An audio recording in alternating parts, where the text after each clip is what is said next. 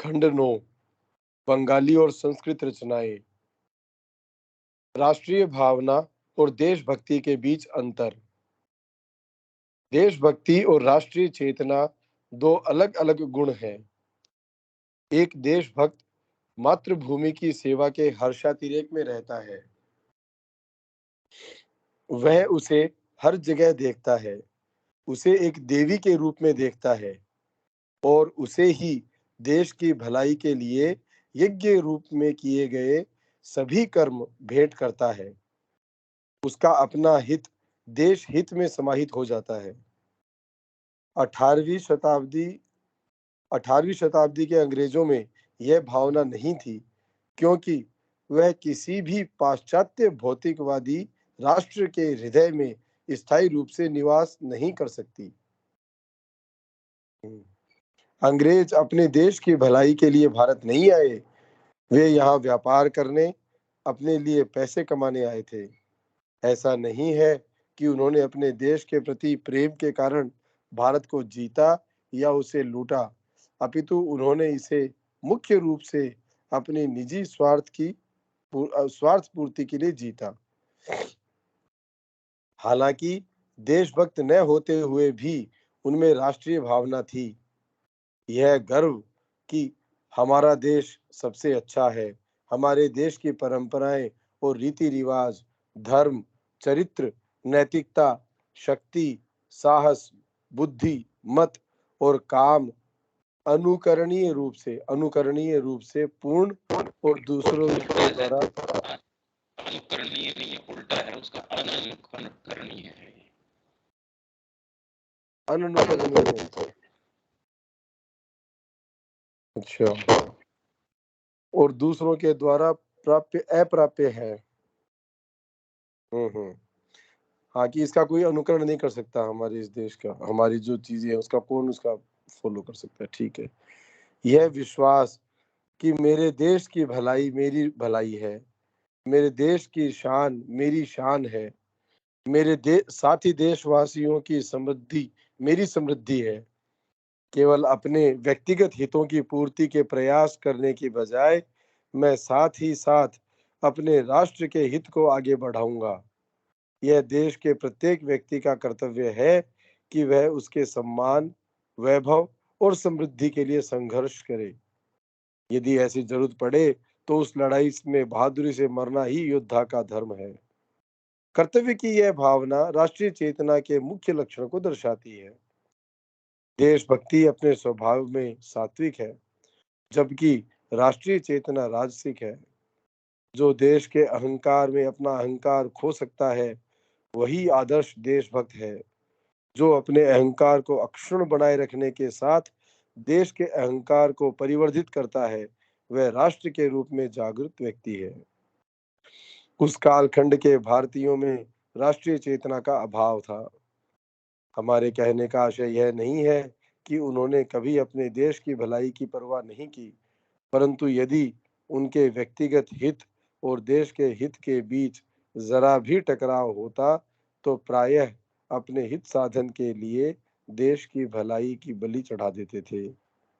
हमारे अनुसार राष्ट्रीय चेतना का अभाव एकता के अभाव से अधिक घातक दोष था। यदि देश में सर्वत्र पूर्ण राष्ट्रीय चेतना का प्रसार हो जाए तो इस विभाजन से पीड़ित भूमि में भी एकता संसिद्ध की जा सकती है। केवल मौखिक रूप से बार बार कहना हम एकता चाहते हैं, हम एकता चाहते हैं, पर्याप्त नहीं है। यही अंग्रेजों द्वारा भारत पर विजय का मुख्य कारण है। ये मतलब कि राष्ट्रीय चेतना नहीं थी, ये एक समस्या थी, इसीलिए कारण भी था। और इसके अंदर पेट्रियोटिज्म और जो आपकी राष्ट्रीय भावना है। आगे चलते हैं। हीरो भूमि तो हीरो भूमि ही तो मनुष्यों के बीच दो प्रकार की आत्माएं जन्म लेती हैं, जो क्रमिक विकास की धीमी प्रक्रिया से अपनी अंतर्निहित भागवत प्रकृति को प्रकट करते हैं। वे सामान्य मनुष्य होते हैं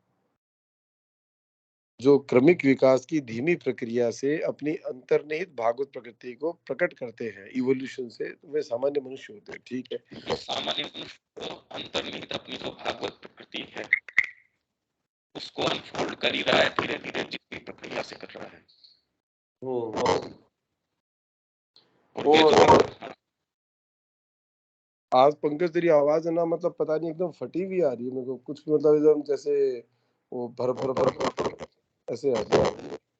आगे चलते हैं। हाँ, और वे जो विकास की उस प्रक्रिया में सहायता करने के लिए विभूतियों के रूप में जन्म लेते हैं, वे एक अलग ही श्रेणी के होते हैं। राष्ट्र के चरित्र और आचरण के तौर तरीके को स्वीकार करते हुए जिस युग में वे पैदा होते हैं, उसके युग धर्म को स्वीकार करते हुए वे उन लक्ष्यों को प्राप्त करते हैं जिन्हें सामान्य लोग प्राप्त नहीं कर सकते।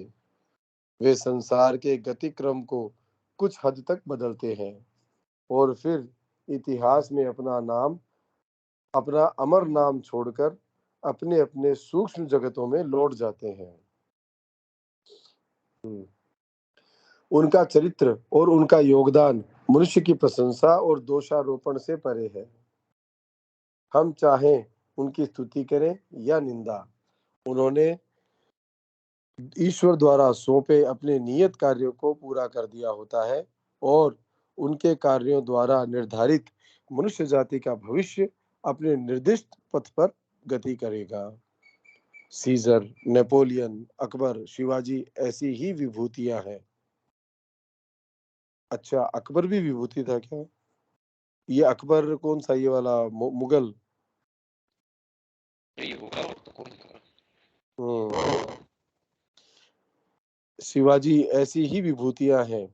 जापान के महान पुरुष हिरोबुमी हितो इसी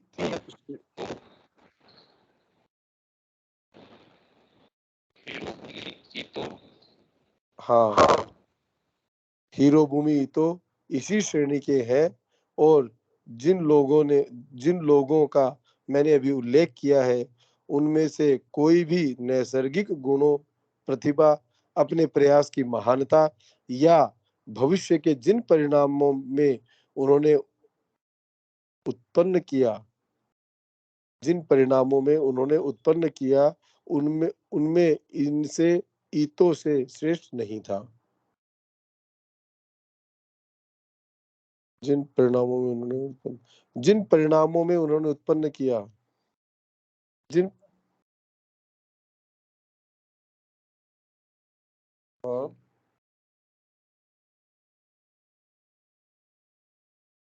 ये कह रहे हैं कि ये पहले तो जो नाम लिए हैं ये ऐसी ही विभूतियां हैं। तो ये शुरू से ही ये क्या है ये बता देता हूँ। मनुष्यों के बीच दो प्रकार की आत्माएं जन्म लेती हैं जो क्रमिक विकास की धीमी प्रक्रिया से अपनी अंतर्निहित भागवत प्रकृति को प्रकट करते हैं। वे सामान्य मनुष्य होते हैं, धीरे धीरे अपनी प्रकृति को अनफोल्ड कर रहे हैं। और इसके अंदर तो एक बहुत लंबी प्रक्रिया की चीज हो गई। और अगर किसी को विशिष्ट कार्य करना है पृथ्वी के ऊपर, तो पता चले आपका जीवन काल तो चला गया, तो करने का समय तो बहुत कम बचा आपके पास। ये जो विकास की इस प्रक्रिया में सहायता करने के लिए विभूतियों के रूप में जन्म लेते हैं, वे एक अलग ही श्रेणी के होते हैं।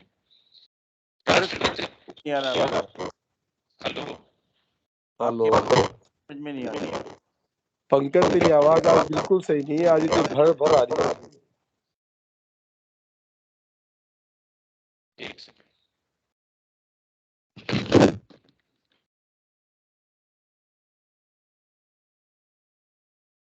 अभी क्या है? हाँ, अब आई आवाज। अभी तो आवाज ही नहीं आई थी, एक तरह से खर खर खर वही आ रही हाँ थी। ठीक है, वो तो हो गया। अभी अपन इस पे चलते हैं। हाँ,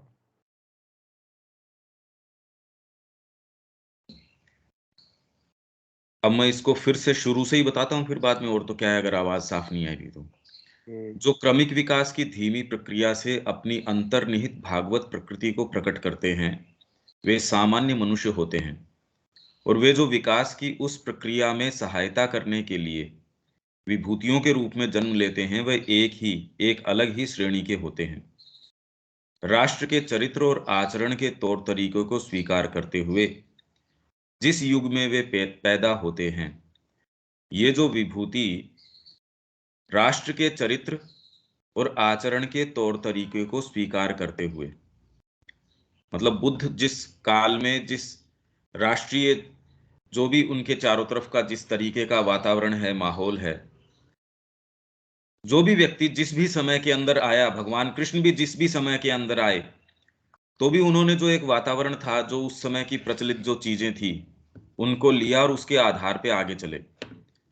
राष्ट्र के चरित्र और आचरण के तौर तरीके को स्वीकार करते हुए जिस युग में वे पैदा होते हैं, उसके युग धर्म को स्वीकार करते हुए वे उन लक्ष्यों को प्राप्त करते हैं जिन्हें सामान्य लोग प्राप्त नहीं कर सकते। वे संसार के गतिक्रम को कुछ हद तक बदलते हैं और फिर इतिहास में अपना अमर नाम छोड़कर अपने अपने सूक्ष्म जगतों में लौट जाते हैं। उनका चरित्र और उनका योगदान मनुष्य की प्रशंसा और दोषारोपण से परे है। आप उनकी प्रशंसा करें या दोषारोपण करें, इसलिए क्योंकि अब नेपोलियन की बात करें तो उसके विषय में तो बहुत अलग अलग मत हैं।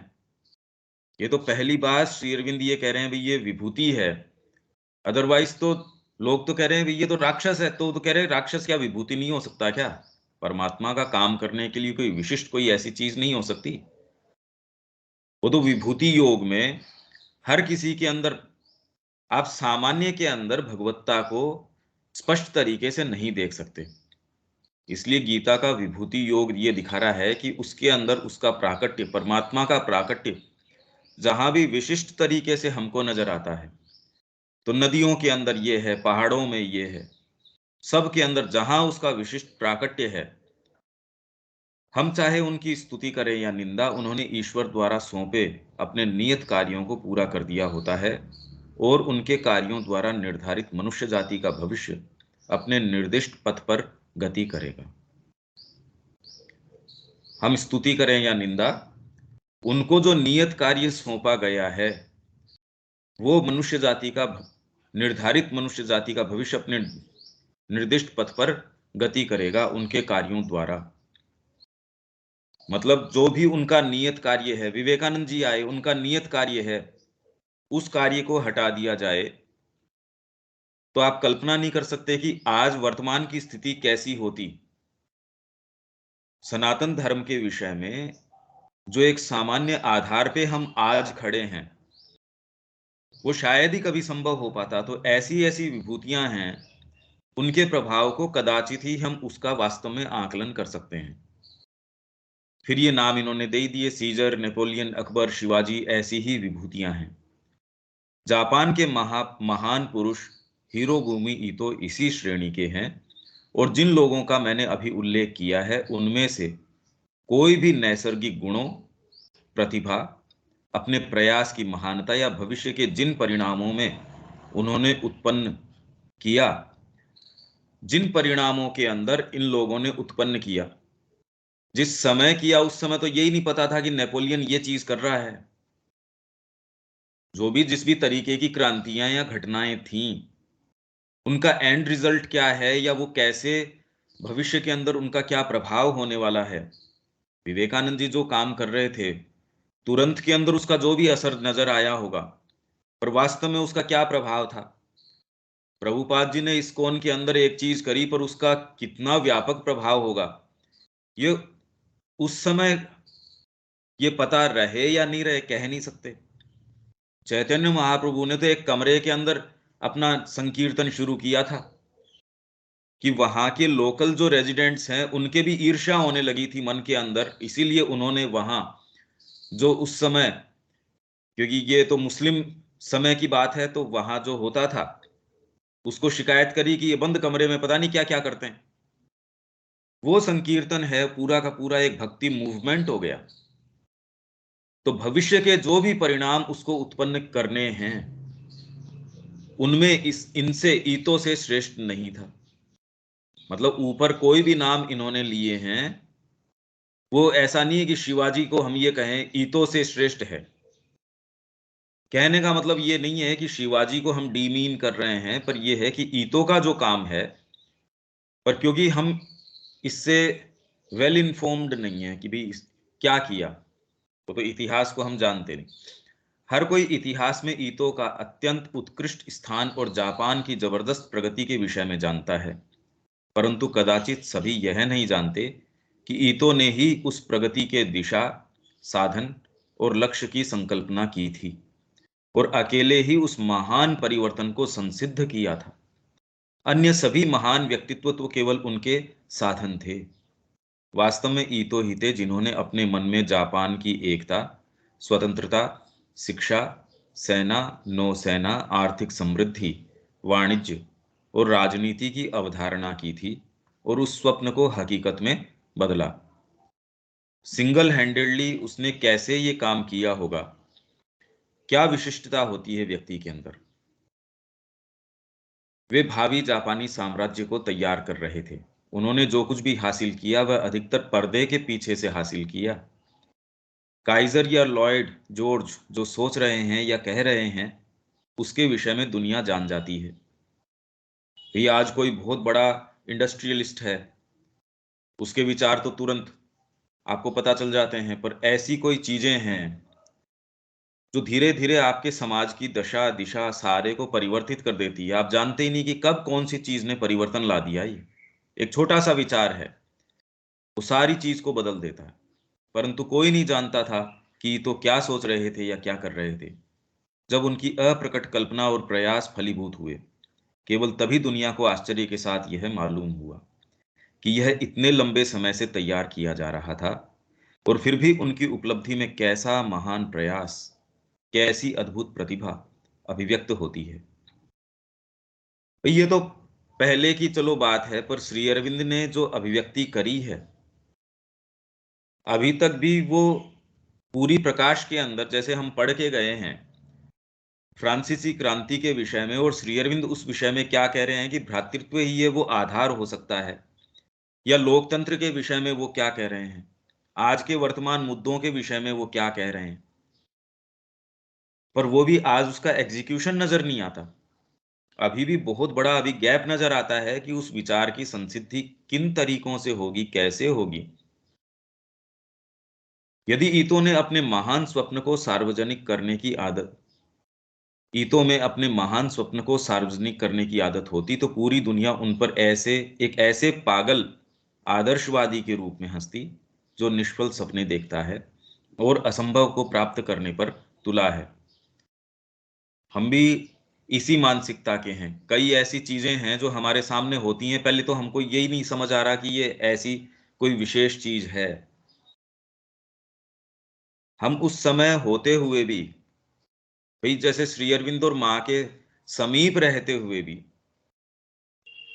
जब उनकी जीवनी के लिए लोगों को, उनसे जो मिले लोग हैं, उनसे उनके मेमोइर्स इकट्ठे किए गए, तो काफी लोगों का तो ये था कि भाई ये अच्छा माँ ऐसी थी। हम तो ये सोच रहे थे हाँ अच्छी लेडी थी बस। श्री अरविंद के साथ कितने लोग जो फ्रीडम मूवमेंट में थे, बाद के अंदर उनके साथ आश्रम में भी आ गए। उन्होंने कहा हमको नहीं पता श्री अरविंद ऐसे हैं, या इनफैक्ट हमने तो कभी सीरियसली लिया ही नहीं। हम सब नहा लेते थे, तब लास्ट में तौलिया श्री अरविंद को देते थे। तो ये तो उनके विषय में है। हम भी देख पाए नहीं देख पाए, हम देख ही नहीं पाते चीजों को वास्तव में। भाई अर्जुन नहीं देख पा रहा श्री कृष्ण को साथ में, तब लास्ट के अंदर वो कहता है, जब वो पूरा रूप का दर्शन करवाया कि भाई मेरे को आप इसके लिए तो क्षमा मांगता हूं मैं आपसे कि मैंने पता नहीं आपको कैसे कैसे शब्दों से आपका अपमान किया होगा, मैं आपको पहचान नहीं पाया। इस पर किसको विश्वास होता कि 50 वर्षों के भीतर जापान अपनी अमूल्य स्वतंत्रता को बनाए रखते हुए पश्चिमी संस्कृति को आत्मसात कर लेगा। इंग्लैंड, फ्रांस और जर्मनी जैसा एक बहुत शक्तिशाली राष्ट्र बन जाएगा, चीन और रूस को हरा देगा, जापानी व्यापार और वाणिज्य और चित्रकला पर प्रसार करेगा, और जापान की बौद्धिकता के प्रति प्रशंसा और जापान के साहस का भय उत्पन्न करेगा। कोरिया और फोर्मोसा पर कब्जा करेगा और एक महान साम्राज्य की नींव रखेगा। एकता, स्वतंत्रता, समानता और राष्ट्रीय शिक्षा में अधिकतम प्रगति प्राप्त करेगा।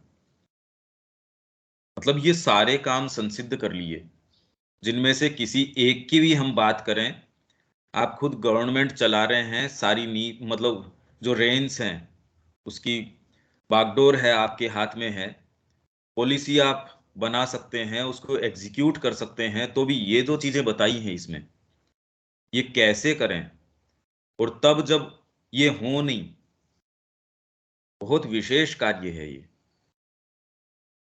हाँ, आगे चलें।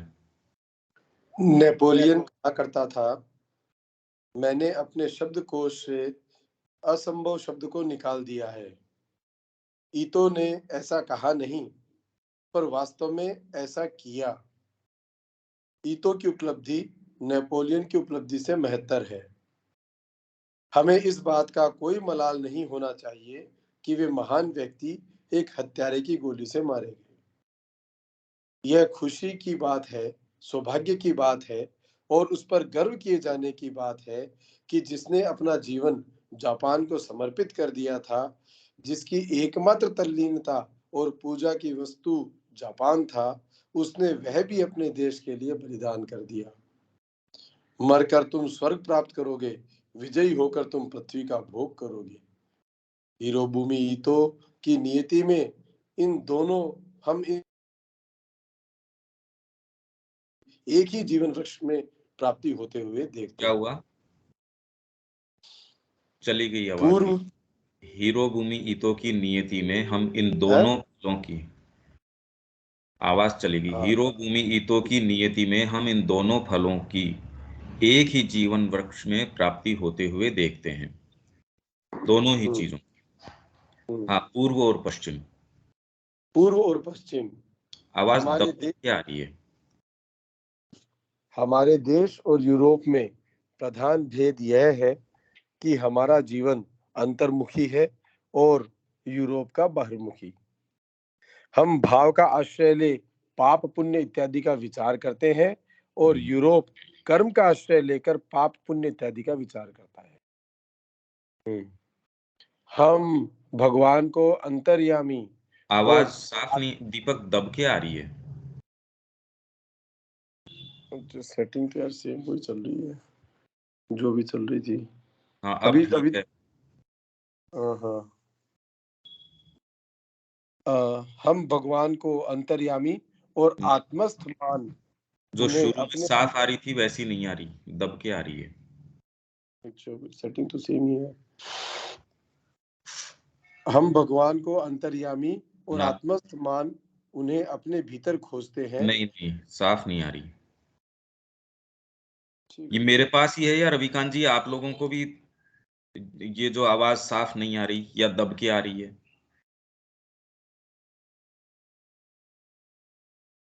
ठीक आ रही है। साफ आ रही है? हाँ, बिल्कुल साफ आ रही है। नहीं, मेरी नहीं, दोनों की साफ आ रही है। अच्छा, ठीक। हम भगवान को अंतर्यामी और आत्मस्थ मान उन्हें अपने भीतर खोजते हैं और यूरोप भगवान को जगत का राजा समझ उन्हें बाहर देखता और उपासना करता है। यूरोप का स्वर्ग स्थूल जगत में है। पृथ्वी का ऐश्वर्य, सौंदर्य, भोग विलास उसके लिए सहर्ष स्वीकृत और अन्वेषणीय है। यदि वह अन्य स्वर्ग की कल्पना करता है तो वह भी इस पार्थिव ऐश्वर्य, सौंदर्य, भोग विलास की ही प्रतिच्छाया होता है। उसके भगवान हमारे इंद्र के समान हैं। पार्थिव राजा की तरह रत्नमय सिंहासन पर बैठे हजारों वंदनकारियों की स्तुति से फूले विश्व का साम्राज्य चलाते हैं। हमारे शिव परमेश्वर हैं, फिर भी भिक्षुक, पागल, चिंता मुक्त और विस्मृतिशील हैं। हमारे कृष्ण बालक हैं, हास्य प्रिय, रंगमय, प्रेममय, क्रीड़ा करना ही उनका स्वभाव है।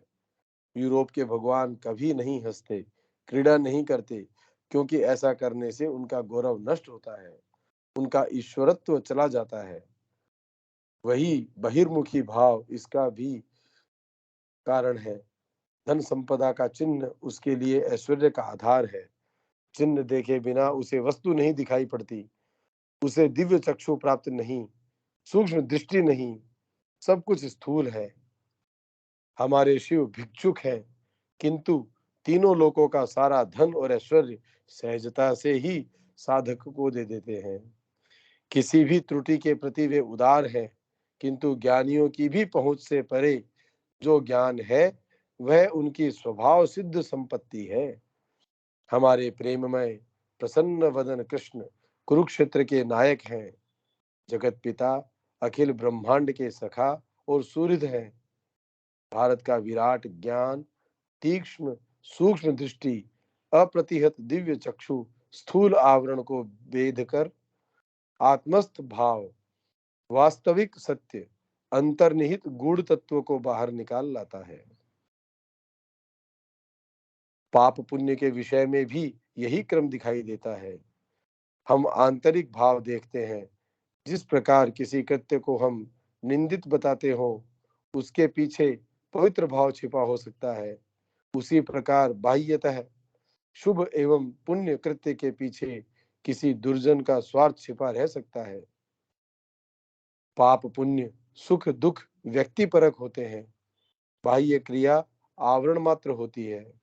हम यह जानते हैं, भले हम सामाजिक सुव्यवस्था के लिए बाह्य पाप पुण्य को कर्म का प्रमाण समझ उसका अनुसरण करते हैं, किंतु अंतर का भाव ही है जिसे वास्तव में हम महत्व देते हैं।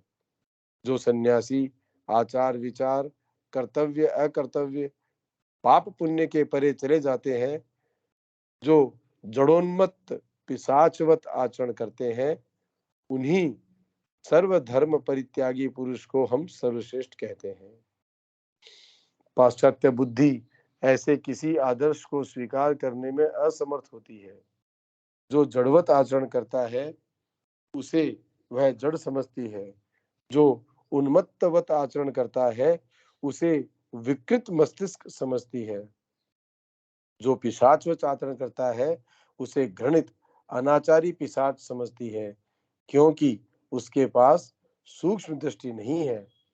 वह अंतर का भाव या सत्य देखने में असमर्थ होती है। ठीक है, हाँ। आगे चलते हैं। श्री अरविंद के 3 पागलपन। मेरे पास 3 पागलपन है। सबसे पहले यह मेरा दृढ़ विश्वास है कि भगवान ने मुझे जो गुण, प्रतिभा, उच्च शिक्षा और ज्ञान और धन दिया है वह सब उन्हीं का है। मुझे केवल उतना ही खर्च करने का अधिकार है जितना परिवार के भरण पोषण के लिए आवश्यक हो, और जो नितांत आवश्यक है उसी पर। जो कुछ बचता है उसे भगवान को लौटा देना चाहिए। यदि मैं सारा का सारा अपने आप के ऊपर व्यक्तिगत आराम के लिए, विलासिता के लिए खर्च करता हूँ तो मैं चोर हूँ। अब तक मैं अपने धन का 8वां हिस्सा ही भगवान को देता आया हूँ और शेष अपने निजी सुख के लिए खर्च करता रहा हूँ, और इस प्रकार खाता चुकता करने का प्रयास करता रहा और सांसारिक सुखों में डूबा रहा। आधा जीवन तो बर्बाद हो चुका है। एक पशु भी अपना और अपने परिवार का भरण पोषण करने में तृप्ति का अनुभव करता है। मुझे यह एहसास हो गया है कि इतने दिनों मैं पशु और चोर वृत्ति का जीवन जी रहा था। यह जानने के बाद मुझे बहुत पश्चाताप हुआ और मुझे अपने लिए घृणा हो गई है। अब और अधिक नहीं। इस पापपूर्ण कर्म को मैं सदा के लिए त्याग रहा हूँ। ईश्वर को धन देने का अर्थ है धर्म के कार्यों के लिए इसका उपयोग करना। मैंने सरोजनी या उषा को जो धन दिया था उसे लेकर मुझे कोई पछतावा नहीं है, क्योंकि दूसरों की मदद करना धर्म है। जो आप पर निर्भर है उनकी रक्षा करना महान धर्म है। परंतु केवल अपने भाई बहनों को देने से हिसाब चूकता नहीं होता। इन कठिन दिनों में पूरा देश मेरे द्वार पर शरण लेना चाह रहा है। इस देश में मेरे 30 करोड़ भाई बहन हैं। उनमें से कि कई भूख से मर रहे हैं, अधिकांश दुख कष्ट और समस्याओं से जर्जर होकर किसी न किसी तरह खींच रहे हैं, उनकी सहायता करनी होगी। तुम्हारा क्या कहना है? क्या तुम मेरे इस धर्म में मेरी ये तो पत्नी के नाम है ना ये। हाँ हाँ, हम्म। तुम्हारा क्या कहना है? क्या तुम मेरे इस धर्म में मेरी सहधर्मिणी बनोगी? हम साधारण लोगों की तरह खाना पहनना करेंगे और वही खरीदेंगे जो वास्तव में आवश्यक हो है, और बाकी ईश्वर को दे देंगे। मैं यही करना चाहता हूँ। यदि तुम इसके लिए सहमत हो और यह त्याग कर सको, तब मेरी इच्छा पूरी हो सकती है। तुम शिकायत कर रही थी, मैं कोई प्रगति नहीं कर सकी। यह रहा प्रगति का एक मार्ग जो मैं तुम्हें दिखा रहा हूँ। क्या तुम उस मार्ग पर चलोगी? दूसरे अब इसके अंदर पागलपन देखो एक जोरदार बात क्या है कि ये भाव से जब आप भावित हो, अदरवाइज आपके भी परिवार है, आप किस समय उनके साथ कोई अच्छी बात करते हैं ये देख लीजिए। एक अच्छी बात हम उनके साथ नहीं करते। हमारे अपने जो सोच समझ है, हमारे तौर तरीके हैं, वो लादने का प्रयास करते हैं, या फिर मैकेनिकली ड्रिवन है। कभी परिवार में ये नहीं कहते कि करने का एकमात्र कार्य तो माँ का ही जो रास्ता है वो है। तो ये विभेद हमेशा ही रहता है, और सभी जगह हमको ये दिखाया जा रहा है कि कैसे वो अनन्य हैं इस चीज के अंदर। इनके हमेशा से ही, अब ये जिस तरीके की पागलपन की बात कर रहे हैं वो भी अपने आप में कि किस भाव में वो थे, और उनमें किसी तरीके का कोई डिसीट या कोई ये नहीं कि धोखाधड़ी है। कह रहे हैं एक चीज माँ का काम करेंगे और एक्चुअल में करते हैं दूसरी चीज। वो दोगलापन है, वो सच्चाई नहीं है। हम अपने परिवार को कभी नहीं कहते कि ये बेस्ट चीज है, इसके लिए हमको ये करना चाहिए ना, कभी नहीं। और अगर कहेंगे तो भी उसके बीच में और कितनी कितनी सारी चीजें होंगी, ये भी करना चाहिए, ये आपकी थोड़ी सिक्योरिटी तो होनी चाहिए, इंश्योरेंस तो होनी चाहिए, आपका व्यापार तो होना ही चाहिए। और फिर प्रैक्टिकली भाई सारी चीज माँ को दे दी आपने, ये कोई तरीका थोड़ी है। थोड़ा तो बचा के रखो, सारा ही थोड़ी कोई ऐसे दे दोगे। उतना दो जितना आप दे सकते हो, फिर इससे क्या है कि कंटिन्यूअस दे पाओगे। ये जब हमारे एक्चुअल में ये सारी चीजें हैं और वही चीज रोक रही है जो चीज हमारे पास आनी चाहिए। और इसीलिए हम अपने अंतर के अंदर भी जिस चीज का साक्षात्कार कर सकते हैं उसमें कभी भी वो प्योरिटी नहीं रहती, कभी आती ही नहीं जो चीज आनी चाहिए हमारे पास। जो चीज हमारे पास आनी चाहिए या हमको मिल सकती है उससे हम वंचित रह जाते हैं। और अगर ये पता चल जाए कि उसका क्या स्वाद है, वो क्या चीज है, कैसे करते हैं, ये मुश्किल है। तो ये जो श्री अरविंद या कोई भी जो इस तरीके की बात करता है कि अपना जो अंतरंग भी है उससे वो कोई ऐसी नहीं कि लोगों को तो जाके एक भाषण दे रहा है और अपना जो अंतरंग व्यक्ति है उसको तो दूसरी सलाह दे रहा है, ऐसा नहीं है। आगे चलें। दूसरे पागलपन ने हाल ही में मुझे पकड़ा है।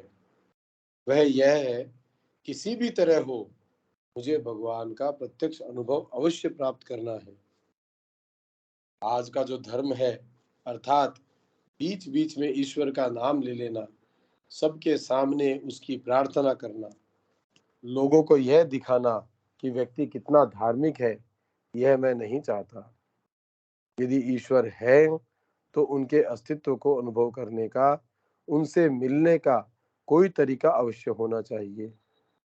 मार्ग कितना ही कठिन क्यों न हो, मैंने उस पर चलने का दृढ़ संकल्प लिया है।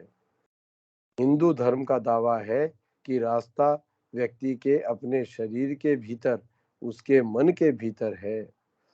उसने रास्ते पर चलने के लिए अपनाए जाने वाले तरीके भी बताए हैं। मैंने उनका पालन करना शुरू कर दिया है, और एक महीने के भीतर ही मैं निश्चित रूप से यह पता लगा चुका हूँ कि हिंदू धर्म के शब्द असत्य नहीं है। मैं उन सभी लक्षणों का अनुभव कर रहा हूँ जो इसके द्वारा बताए गए हैं। अब मैं तुम्हें भी उस रास्ते पर ले जाना चाहूंगा। स्वाभाविक ही है कि तुम मेरे साथ साथ नहीं चल पाओगी, क्योंकि तुमने अभी तक इतना ज्ञान प्राप्त नहीं किया है, परंतु मेरे पीछे पीछे चलने से तुम्हें कौन रोकता है?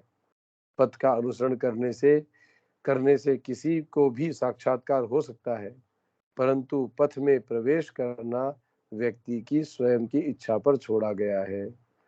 कोई भी तुम्हें इसमें प्रवेश करने के लिए बाध्य नहीं कर सकता। यदि तुम इच्छुक हो तो मैं इस विषय पर और लिखूंगा। तीसरा पागलपन यह है, जहां दूसरे लोग राष्ट्र को एक जड़ पदार्थ मानते हैं और उसे मैदान, खेत, जंगल, पहाड़ और नदियों के रूप में जानते हैं, मैं अपने राष्ट्र को माता के रूप में जानता हूँ। उसी रूप में मैं उसकी पूजा करता हूँ, भक्ति करता हूँ। एक पुत्र क्या करेगा जब एक राक्षस उसकी माँ की छाती पर बैठकर उसका खून पीने की तैयारी करेगा? क्या वह शांति से अपना भोजन करने के लिए बैठ जाएगा, या अपनी पत्नी और बच्चों के साथ मौज मस्ती करता रहेगा, या फिर अपनी माँ को बचाने के लिए दौड़ पड़ेगा? मैं जानता हूँ कि मुझ में इस पतित जाति को ऊपर उठाने की शक्ति है। मैं शारीरिक बल से नहीं, तलवार या बंदूक से नहीं, ज्ञान के बल से लड़ने जा रहा हूँ। क्षात्र बल ही एकमात्र बल नहीं है, ब्रह्म तेज भी है जो ज्ञान पर आधारित है। मेरे अंदर यह भाव कोई नया नहीं है, हाल ही उत्पन्न हुआ नहीं है। मैं इसके साथ पैदा हुआ था, यह मेरी नस नस में है। भगवान ने इस महान मिशन को पूरा करने के लिए मुझे धरती पर भेजा है। 14 वर्ष की आयु में उसका बीज प्रस्फुटित होना प्रारंभ हो गया था और 18 वर्ष की उम्र तक उसकी जड़ें सुदृढ़ होकर अडिग हो गई थीं। तुमने न मौसी की बातें सुनकर सोचा था कि तुम्हारे सीधे साधे और नेक दिल पति को किसी दुष्ट ने गलत रास्ते पर धकेल दिया है। वास्तव में वह तुम्हारा नेक दिल पति ही था जो उस व्यक्ति को और सैकड़ों अन्य लोगों को उस रास्ते पर लाया, चाहे अब वह मार्ग अच्छा हो या बुरा, और वह और हजारों को इसमें लाएगा। मैं यह नहीं कहता कि मेरे जीते जी काम पूरा हो जाएगा, लेकिन यह निश्चित रूप से संसिद्ध होगा। मतलब इनकी जो मौसी है हाँ, कोई एक्स मौसी। उसने कहा कि भी इसके ऊपर किसी ने असर कर दिया, क्योंकि जनरली हम कहते ही हैं। हाँ, मतलब हम ये कि हम मां श्री अरविंद के रास्ते पे हैं तो इससे चीज से बच गए, वो तो हम खुद देख सकते हैं हम कैसी कैसी बातें करते हैं कि इसने असर कर दिया होगा, आश्रम ने असर कर दिया होगा हमारे, इसके किसी ने कोई असर नहीं किया। ये कह रहे मैं हूं जिसने हजारों व्यक्तियों के ऊपर असर किया है और के ऊपर करने वाला हूं। तो ये एक हमको समझने की बात है कि जो हम दुविधा में रहते हैं ना, माँ के कार्य की बात करते हैं पर वास्तव में कोई ऐसी चीज नहीं है, सारी चीज उसको डिफीट करती रहती है। और आपका खुद का बच्चा, आपका खुद का परिवार या उसके अंदर अगर कोई इन्वॉल्व है तो आप बहुत अलार्म्ड होते हो, और जब वो चीज घटित होती है उस समय पता नहीं लगता, पर वो जीवन के अंदर उसका प्रभाव क्या है, चीजें क्या हैं, ये चीजें हमको सोचने के लिए एक बात देती है कि नवजात जी उनको अकेले के अंदर क्या कह रहे हैं विजय भाई को, कि करने का तो एक ही काम है, जो चीज तू माँ को दे देता है वो तो है सोना, और जो चीज नहीं दे पाता है वो कचरा है। तो ये सलाह अगर कोई पिता दे पाता है, पहले तो वो खुद जिए तब तो ये दे पाए, नहीं तो क्या दे पाए। आगे। भारत की कमजोरी का मुख्य कारण, यह मेरा मानना है कि भारत की दुर्बलता का मुख्य कारण पराधीनता नहीं है, न ही गरीबी, न आध्यात्मिकता या धर्म का अभाव है, अपितु चिंतन शक्ति का क्षीण होना है। ज्ञान की भूजन्म भूमि में अज्ञान का फैलना है। हर जगह मुझे विचार करने की असमर्थता या अनिच्छा दिखाई देती है, विचार की अक्षमता या चिंतन फोबिया। हाँ, ये एक बहुत बड़ी समस्या है, चिंतन नहीं करना चाहते। ये फाइल पूरी हो गई क्या? हाँ, ये मैंने आगे भेज दी है, एक और भेजी है, वो शुरू कर सकते हैं।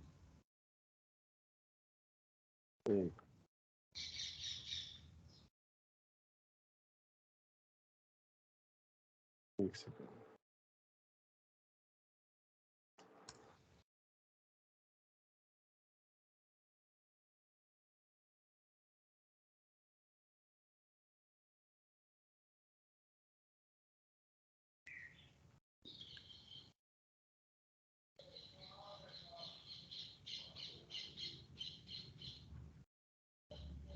योग का रिकॉर्ड।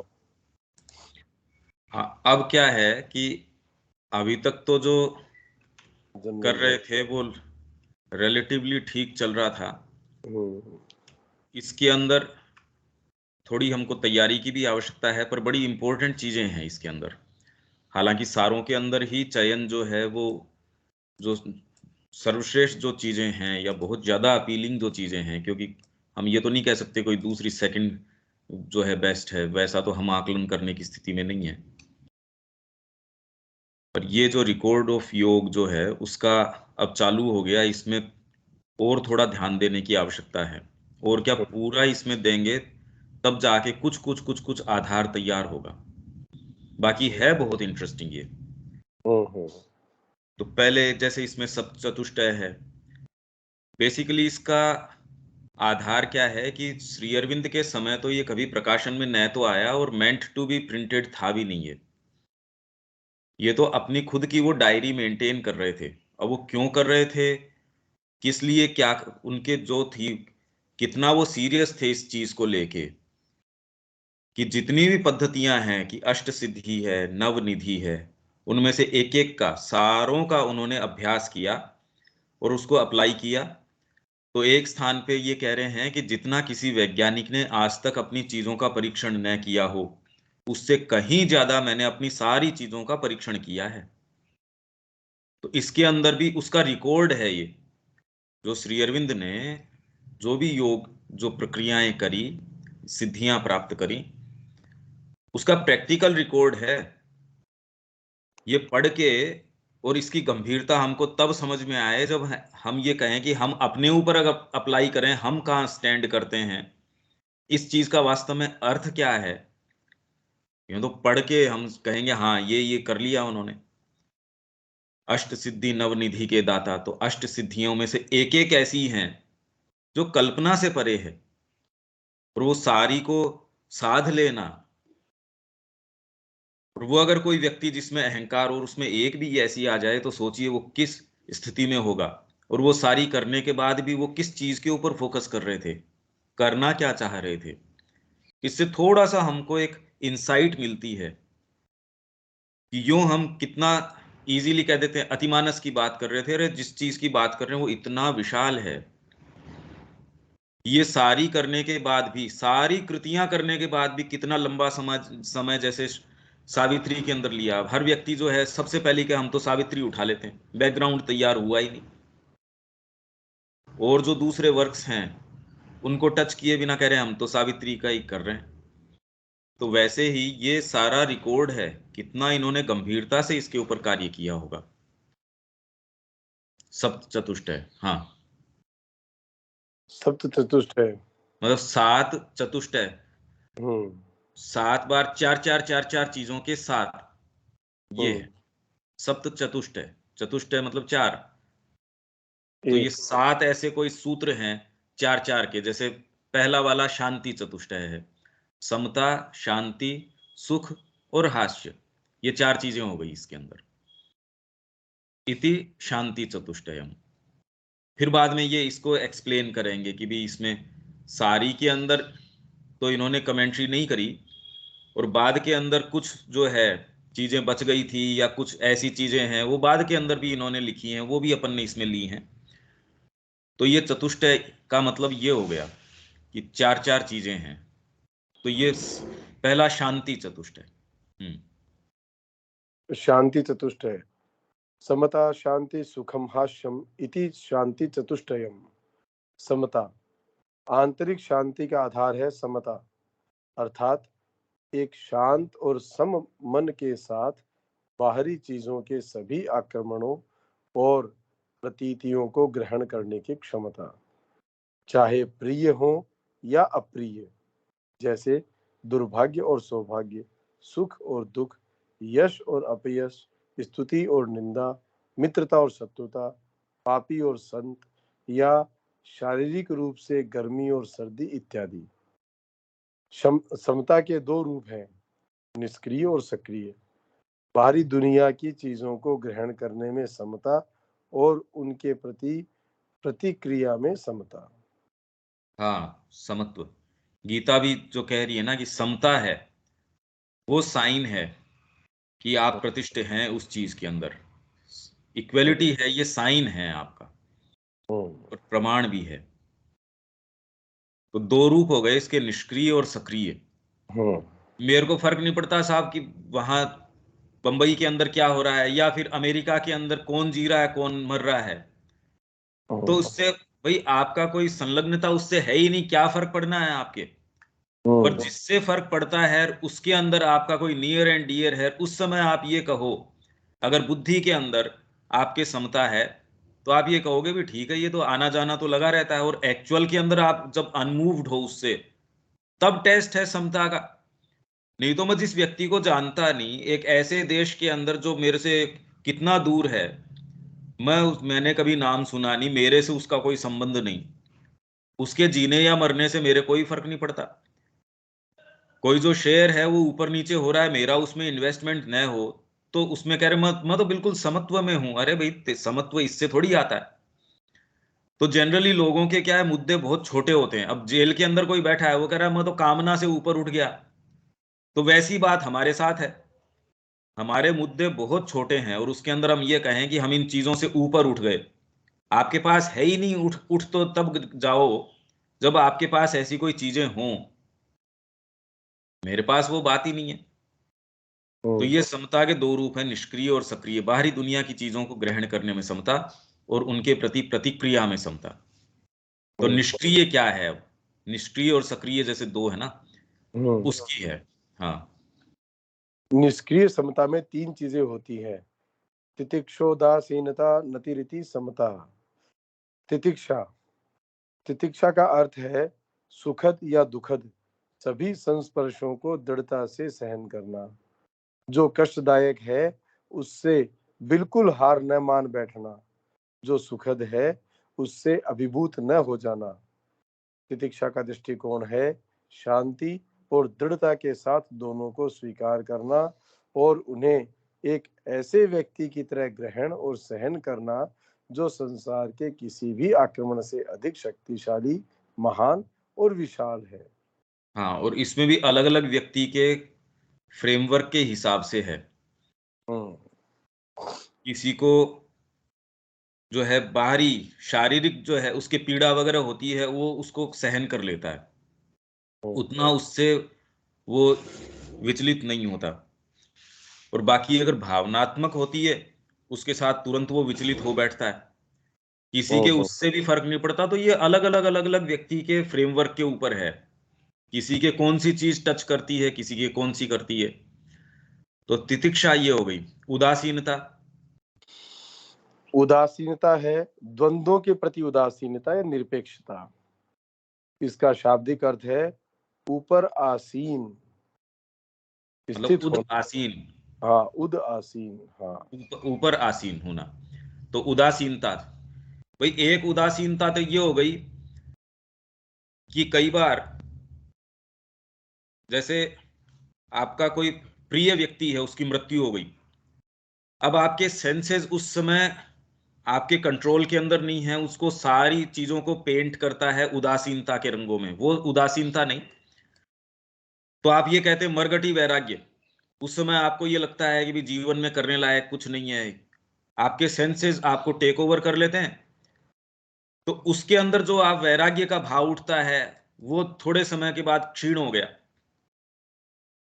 हालांकि वो भी इसीलिए उसको कैथारसिस नाम दिया था, हमने ये पढ़ के भी गए हैं कि उसको कैथारसिस बोलते थे कि दुखांत कोई चीजें हैं, ट्रेजेडी है, उसमें अपना एक पवित्रीकारी चीज होती है जो आपको, कि आपके बहुत गहरा दुख है, उस समय आप भोजन में या पार्टीबाजी में इसके अंदर कोई रस नहीं लेंगे।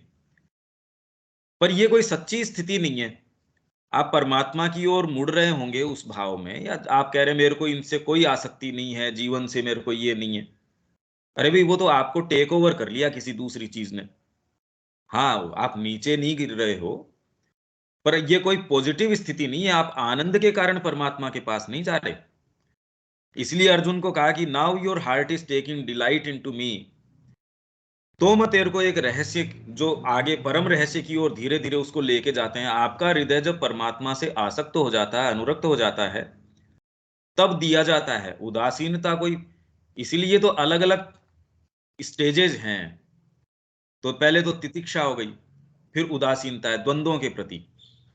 शाब्दिक अर्थ है ऊपर आसीन होना, समस्त शारीरिक और मानसिक स्पर्शों से ऊपर। पर इसमें प्रश्न हमारे पास ये रखा गया है कि हम शुरू कैसे करें। भाई अगर ये इन्होंने कहा शारीरिक और मानसिक स्पर्शों से ऊपर, तो सामान्य जीवन में कैसे होता है? और हम अगर माँ के रास्ते के ऊपर जा रहे हैं, उसमें ये कैसे हो? भी सामान्य जीवन के अंदर भी आप ये देखते हैं कि आपको कष्ट है, कुछ भी है, तो भी परिवार का भरण पोषण है या कई ऐसी चीजें हैं, आप अपने आप को वो चीज सहन करके कहते नहीं भैया ये तो करना ही पड़ेगा। वो मोमेंट्स के ऊपर जब आप इसको अपनी ये जो विल है उसको एनफोर्स करते हो, तो ये आप में कई चीजों का निर्माण कर देती है। आप कह रहे हो भी तकलीफ तो है शरीर के अंदर या मन में भी तकलीफ है, हमारे पिताजी नहीं रहे, माताजी नहीं रही, या मित्र है या वो, पर अब ठीक है, कुछ तो करना ही पड़ेगा। भारतीय संस्कृति के अंदर तो एक ये भी है कि भगवान जो कर रहा है अच्छा ही कर रहा है, उसके अच्छे के लिए है, तो वो धीरे धीरे आपको थोड़ा साइकोलॉजिकल सपोर्ट और दे सकता है। तो समस्त शारीरिक और मानसिक स्पर्शों से ऊपर की भी बहुत तकलीफ है, पर क्या करें, मेरे को अभी बस ड्राइव करनी है, तो इतनी बजे तो ड्यूटी पे जाना ही है। सामान्य जीवन आपको थोड़ा थोड़ा तैयार करता है। आध्यात्मिक जीवन के अंदर जब आप आते हैं, तो ये थोड़ी है कि आपकी कोई बिल्कुल ही पटल चेंज ही हो गया एकदम, और ये स्पर्श नए करती होंगी ये चीजें। जैसा कि सामान्य व्यक्ति तुरंत अपेक्षा करता है, अच्छा आप आध्यात्मिकता में आ गए, अभी भी इन चीजों से प्रभावित, मतलब क्या मतलब हुआ? क्या उस गेट के अंदर प्रवेश करते ही वो किसी दूसरे तत्व का बन गया? वो तो वैसा का वैसा ही है। इनफैक्ट सामान्य व्यक्ति की बात छोड़िए, लोग तो माताजी के ऊपर आक्षेप करते थे कि देखो माताजी का बेटा आ रहा है, कितनी खुश हो रही है। तो ये आक्षेप अगर उनके जगदम्बा के ऊपर हो सकते हैं, तो सामान्य व्यक्ति तो छोड़िए। पर आध्यात्मिक जीवन में जब आप पदार्पण करते हैं, तो ये इन स्पर्शों को कैसे लेते हैं, और ये उदासीनता की स्थिति है, ये धीरे धीरे कैसे एस्टेब्लिश होती है। तो उसमें भाई ये नहीं कि आपके टचेज नहीं होते होंगे द्वंद्व में, जिसके अंदर आपको सुखद है, दुखद है, प्रिय है, अप्रिय है, हीट चाहे शारीरिक हो, चाहे आपके वाइटल की हो, चाहे मानसिक हो, हीट है, कोल्ड है, मतलब दोनों तरीके के काल आप किस तरीके से लेते हैं। उसमें सबसे पहले आप अपनी बुद्धि के माध्यम से कि मेरे को तो माँ का काम करना है, मेरे को ये सुखद लग रहा है या नहीं लग रहा है, प्रिय लग रहा है या नहीं लग रहा है, इसमें मान है या अपमान है, सारों को आप किस कसौटी के ऊपर रखते हैं, भी इसमें माँ का कार्य क्या है। तो एक एक बुद्धि के स्तर के ऊपर, अभी भी आपकी पूरी प्रकृति के ऊपर नहीं ये चीज कोई लागू हो गई, पर शुरुआत इसीलिए गीता बुद्धि योग से कर रही है, क्योंकि वही एक पार्ट हमारे अंदर सात्विक है जो सबसे पहले, इसीलिए शिक्षा के अंदर भी या कहीं भी पहला ये पार्ट है जिसको एड्रेस करने की, जिसको जैसे माँ कह रही है make the reason the master of the house, हमारा जो ग्रह है उसका, इसको हम मास्टर बनाएं। तो आध्यात्मिक जीवन में भी ये इस तरीके से कि हर कर्म के अंदर कि भी इसमें मेरे को मान है, अपमान है, द्वंद्व जितने भी हैं, उसको जब आप, ये भाई माँ के कार्य में ये बात है, तो आप उसको सहन करना है या क्या करना है। इसका मतलब ये नहीं है कि फोर्सफुल एक्शन आप नहीं करेंगे, कि द्वंद्व का मतलब ये नहीं है कि आप इस जाके कोई वायलेंट या कोई घोर कर्म है उसमें प्रवृत्त नहीं होना है। अगर अर्जुन को बता रहे हैं तो वो युद्ध कर्म नहीं करेगा, ऐसा नहीं है, ये ऐसा बिल्कुल नहीं है। कामना से मुक्त होना, हाँ दीपक, कामना से मुक्त उदासीन व्यक्ति को या तो हर्ष और शोक, सुख और दुख, राग और द्वेष का स्पर्श महसूस नहीं होता, या वह उन्हें यूं महसूस करता है कि वे केवल उसके मन तथा शरीर को स्पर्श करते हैं, स्वयं उसे नहीं।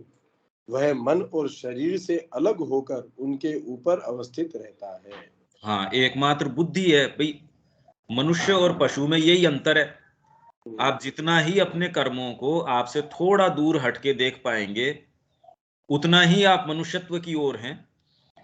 तो ये जो अवस्था है, जैसे मैंने ये कहा कि अगर आप आध्यात्मिक जीवन में पदार्पण करते हैं तो धीरे धीरे ये अवस्था कैसे एस्टेब्लिश होती है, कोई आप शार्पली डिमार्केट नहीं कर सकते कि ये वाली हो गई। जिसके अंदर सबसे पहले तो जो तितिक्षा आई थी, फिर बाद में उदासीनता इस तरीके से आई, अब जो नति है वो और भी उससे ऊपर की अवस्था है, वो सबमिशन है, समर्पण का भाव है, इसमें और पॉजिटिविटी है।